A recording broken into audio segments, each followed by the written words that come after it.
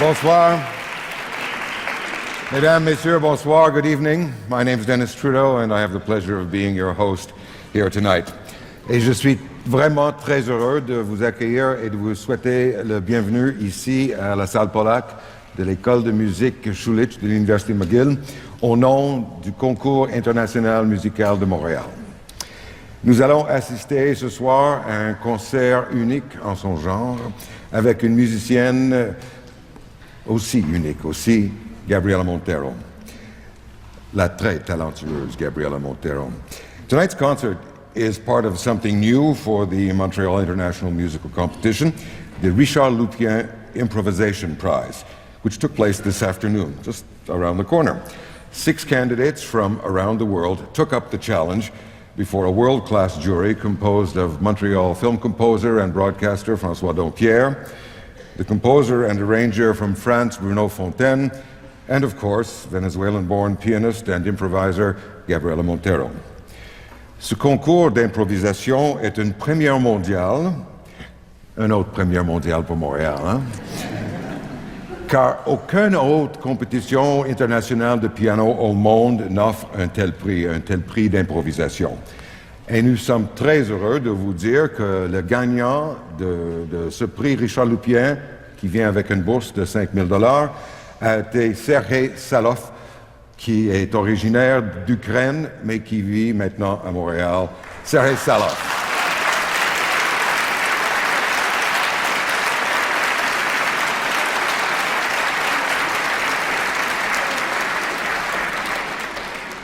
And of course, this improvisation competition was a wonderful excuse to invite Gabriela Montero to give a recital.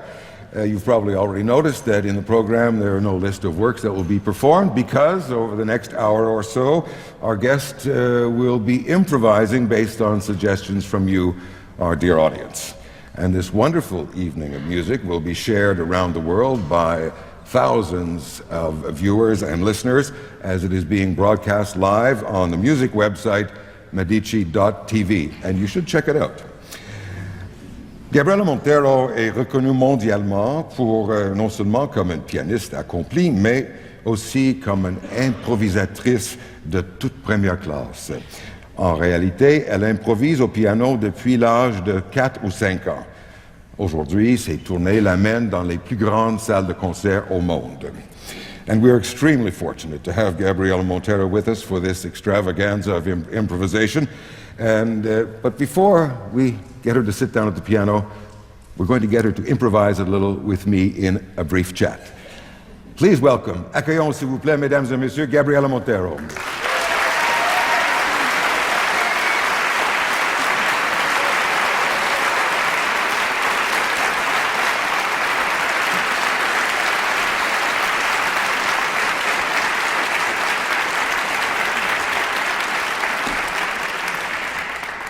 Good evening, Gabriela Montero, and welcome to Montreal. Good evening, nice to be back.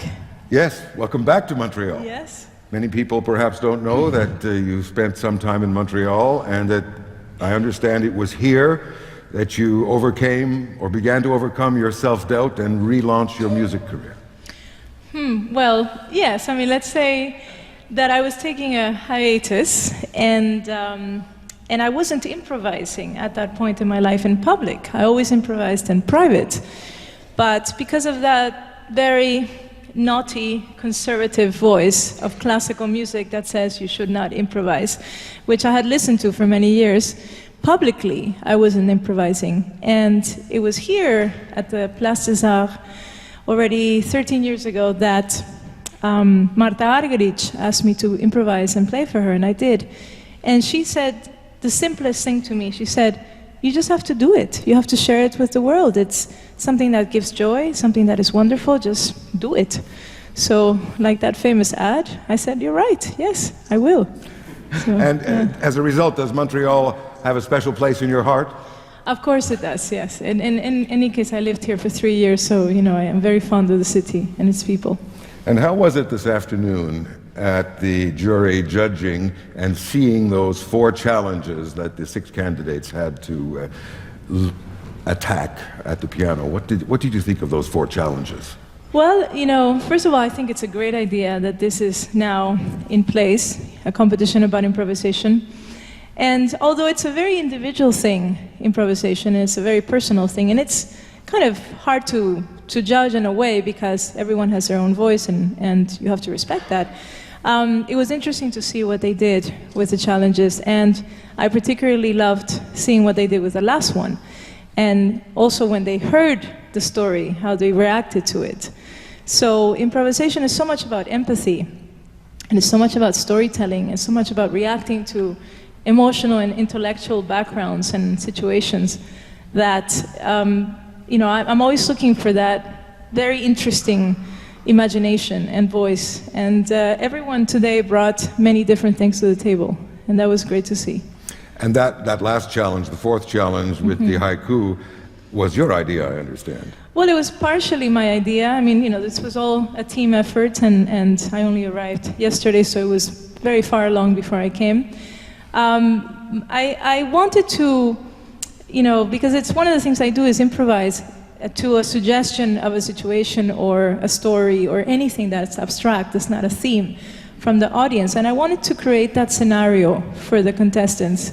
So I suggested that maybe we should do a particular emotional context, which was loneliness and this kind of desolate situation, and then bring into that the innocence of a little girl that breaks that, you know, that silence and breaks that, well, yeah, that kind of desperate silence, and then that beautiful haiku. So it was great to see that, you know, to see what they did with it. Being on the jury side of the improvisation instead of on the keyboard side of the improvisation, what did you learn from watching 6 people improvise those 4 challenges about the relationship between the artist, the instrument, and the corpus of music? Well, you can tell a lot about a person. You can tell how cautious they are, how much risk they take. I think, you know, that improvisation is mainly, in my opinion, about being in a non-judgmental state where any avenue is valid, and it's what you do with those kind of detours that is interesting, musically speaking. So the more you take those kind of uncovered and unknown avenues, the more interesting it is. And I was following them. I was following them on the trip to see where they went and where they took us. Yeah. As an improviser, I wonder, what is your life like? Are you constantly being inspired by every little melody you hear in an elevator or in a coffee shop? Yeah, are you always at work? There's no silence in my head. It's really, not even when I sleep, which is really annoying. I always say that for me life is like a film, and I'm composing the film score all the time, you know? So it's like that, you know, every little noise, every little thing, you know, the toilet flushes, that's in itself an improvisation, you know, and off we go, or, you know, the doorbell rings, or any little noise every noise for me has a tonality, so off I go, you know, with different improvisations in my head, and then sometimes they're on the piano. You are now composing as well. Yeah. One of your works has been performed. We can talk about that work in a moment, but first, how does those 2 styles, composing and improvising, how do they work together, or do they work at cross purposes? How do you combine them? Well, the main issue is finding the time for me to sit down and write. The great thing is that very much most of what I compose is very much in an improvised manner, so it's very quick, which is an advantage.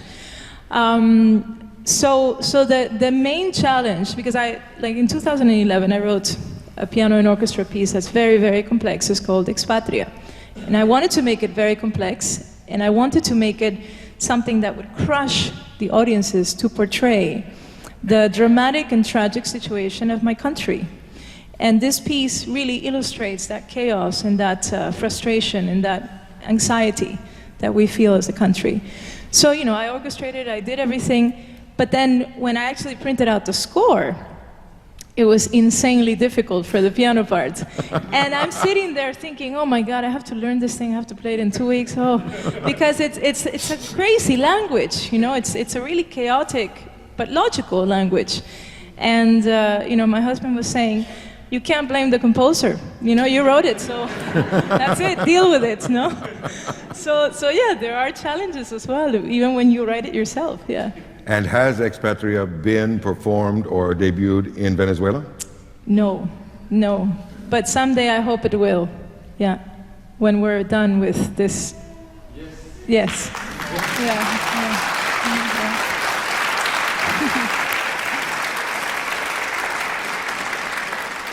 And you're currently working on a new composition that is scheduled to debut in 2016? Yes, I'm premiering my first piano concerto, which is unofficially called the Latin Concerto because it's in 3 movements and it's very much in the Latin language.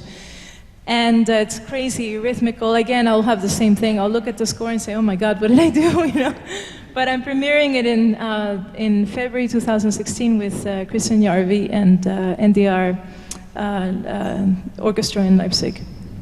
We may have started here in Montreal a new trend. Mm-hmm. Maybe international music piano competitions will include an improvisational part. Yeah. What would be your advice to young pianists or any pianists about taking on the improvisational challenge?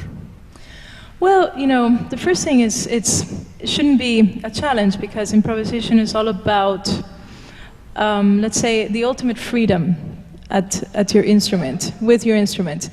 I think the wonderful thing about improvising, whether you do it publicly or not, is that it establishes a very intimate relationship to sound, to color, to metaphor, to storytelling that you can apply with the composers as well.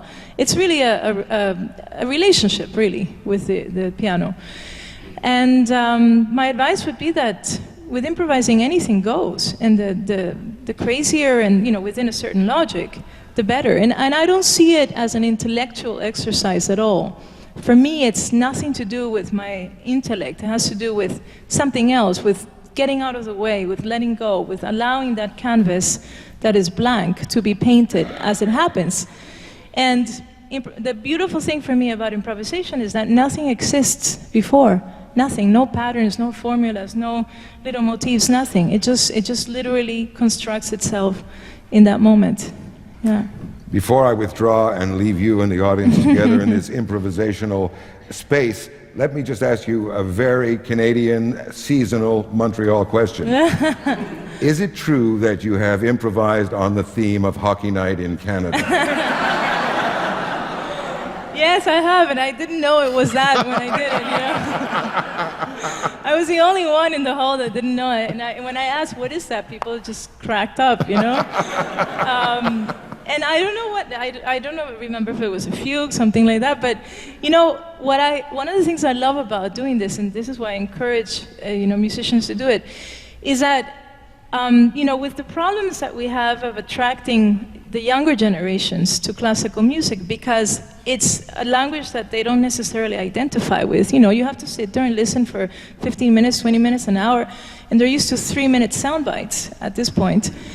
It's wonderful to see their reaction when they come to a concert and I ask for a theme. They give me, their favorite pop star's theme song, Justin Bieber, whatever. And then that theme can become a fugue, and they get to know the Baroque language. They get to know something that sounds like Bach through a song that they like. So it's so much more relatable for them to experience that language with someone who is contemporary to them, who also, lives in the same world, and can introduce this kind of language in this way. So there's so many wonderful reasons to support improvising, not just for personal benefit, but I think for the audience as well. And it's a great connection with the public too. Well, let's connect. Ladies and gentlemen, I give you Gabriela Montero.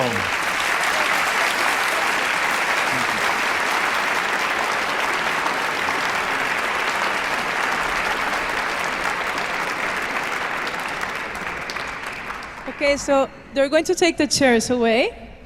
And in the meantime, let me open my bottle.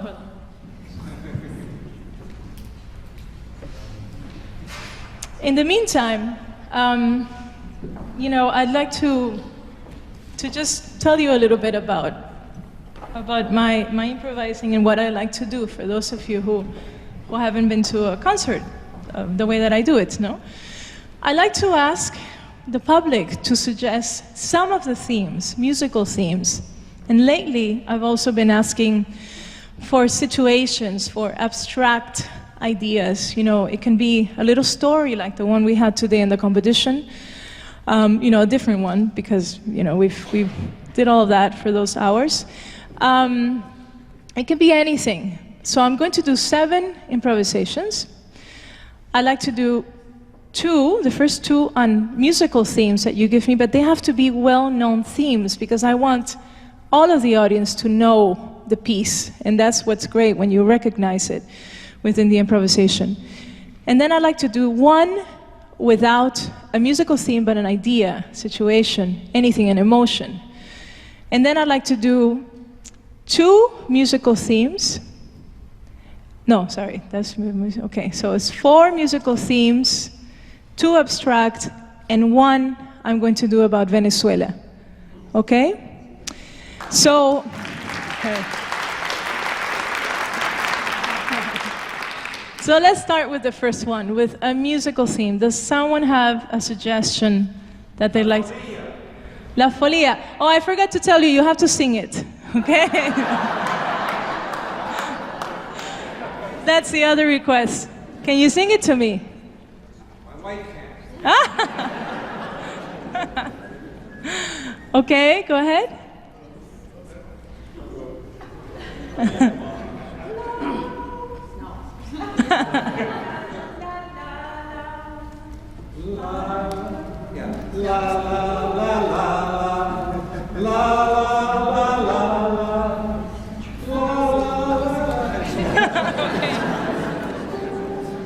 Okay, so I played a few times. Thank you. Okay. It's a very short theme. Okay.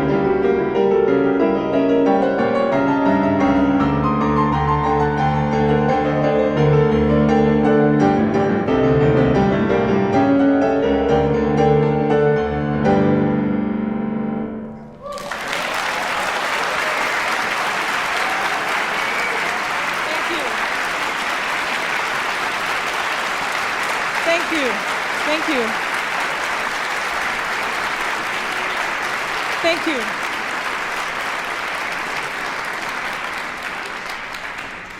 Okay, now that we're warming up, who would like to do a second theme?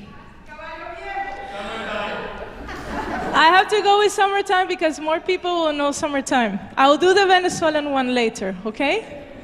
So summertime, okay?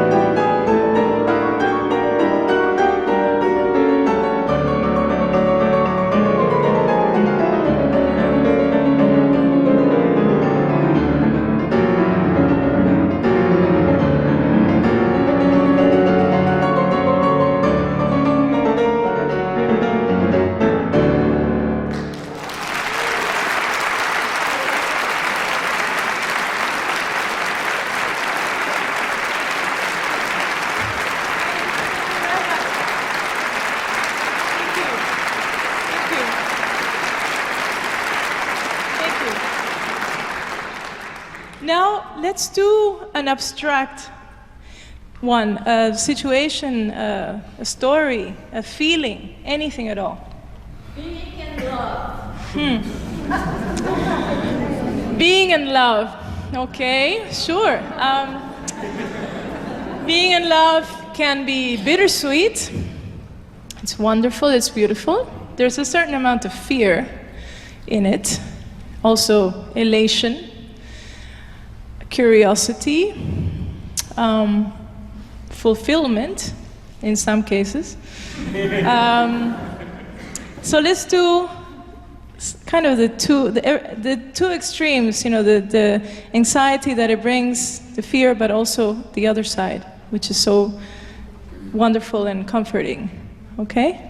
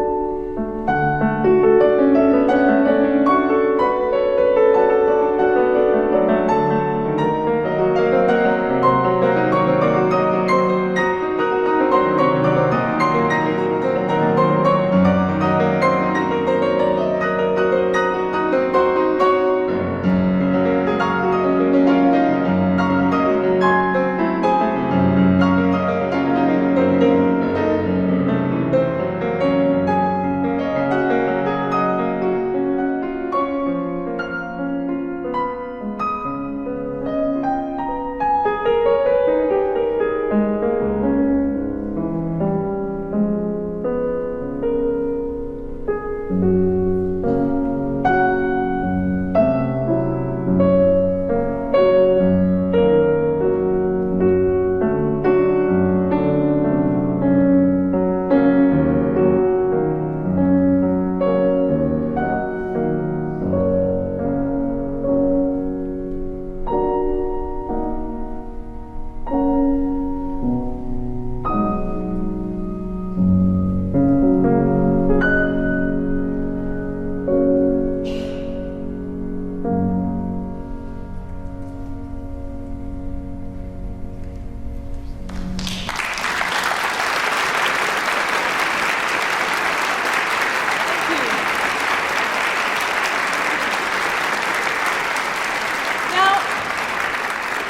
me something crazy, something. Lost in translation. Okay, let's try something more specific. Yes. Okay, so I will ask you something that is like a crescendo in life. We Okay. start with being born, then Yeah. childhood, youth, and then for some people being adult. So if you can do something that goes through that. So a lifespan. Well, okay. Wow, that's pretty varied. Variables, lots of. Okay. Okay, let's start with. Huh? It's only Tuesday. All right. Senility. What? Sorry. I think you should go past adulthood into senility. Oh wow. Okay, sure. All right. Okay, very good.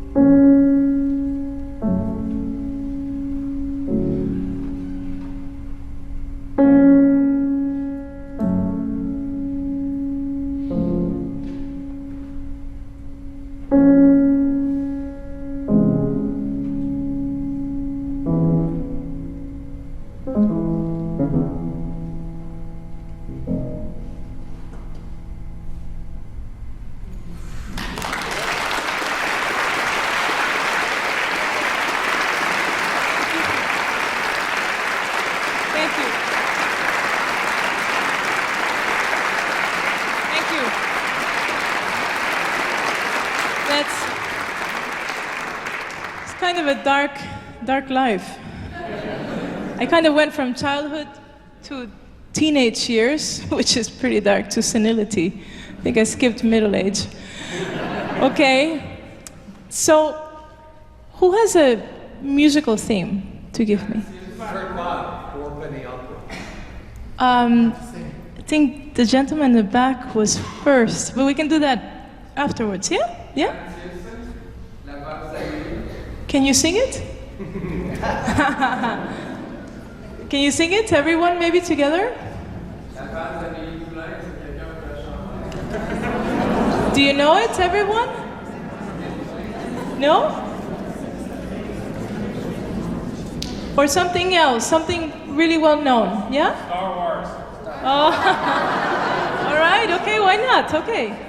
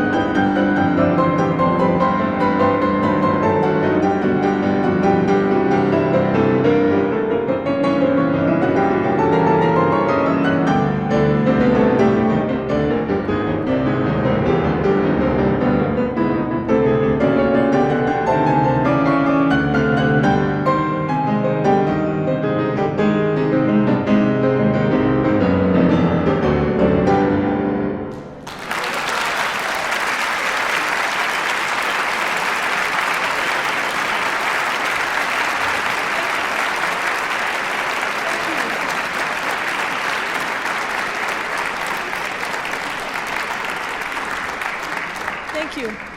I would like to do one for Venezuela because, you know, improvisation is very much about who we are in that moment and what the world is and how we connect and relate to it.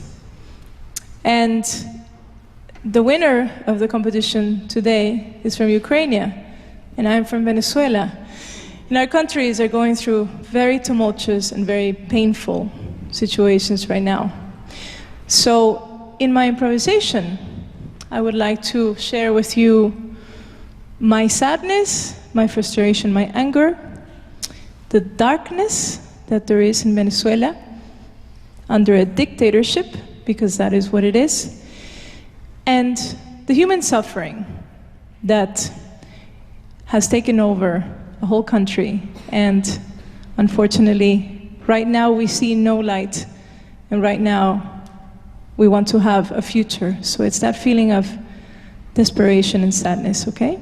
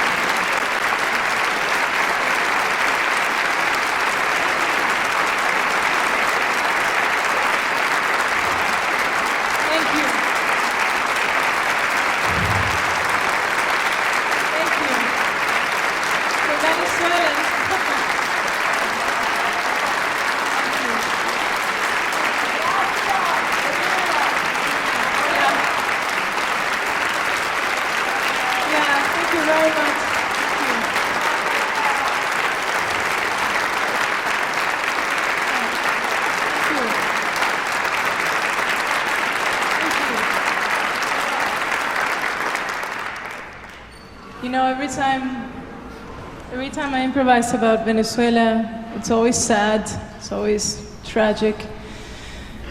It hasn't changed for a long time. I hope that soon my improvisations on Venezuela will be joyous and free and liberated, as we should be. So let's do another abstract one. Yeah, a story. Something more defined. Yes. Comme vous avez vécu ici, vous comprendrez, je sais que vous comprenez le français, je vais Oui. le faire en français. Ok. Alors, une pelouse verte, un petit objet conique jaune sort de la terre, suivi d'un petit objet conique rouge. Petit à petit, ces objets poussent et apparaissent des nains de jardin. Il y a des jardins jaunes et des nains de jardin rouges. Arrivé le soir, tous les nains de jardin ont poussé, c'est la nanogénèse, et arrive la lune, tous les nains de jardin se mettent à bouger et à faire la fête. Okay, that's very specific. So I understood something about a garden. Yes, there's a garden and there's The yellow ones, yellow. that's Garden what? Dwarfs. Dwarfs. Wow. I don't know what you had for lunch, my God. So, okay, so green, yellow, and red dwarfs. yellow and red ones. Okay. Tonight, the moon shines. At night, the moon shines. All dwarfs are making fun. Okay, then the dwarves have a party. Okay, very good. So you get 20 points for imagination. Very good. Okay, so the dwarves.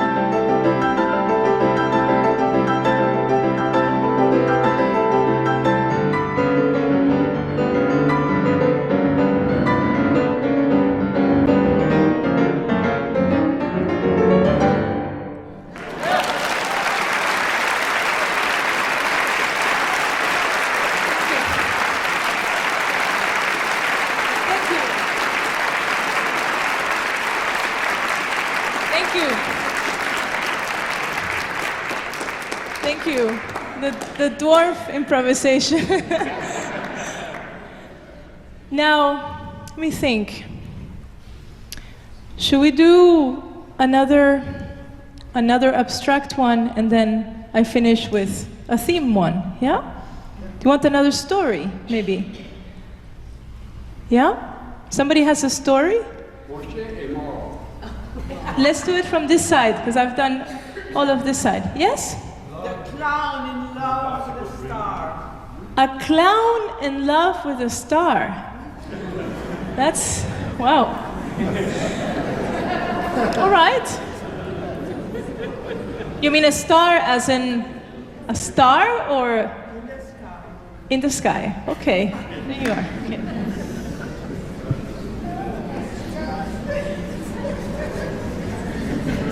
Clowns are meant to make us laugh, but they are very sad as well, so it's a bit of both. Okay.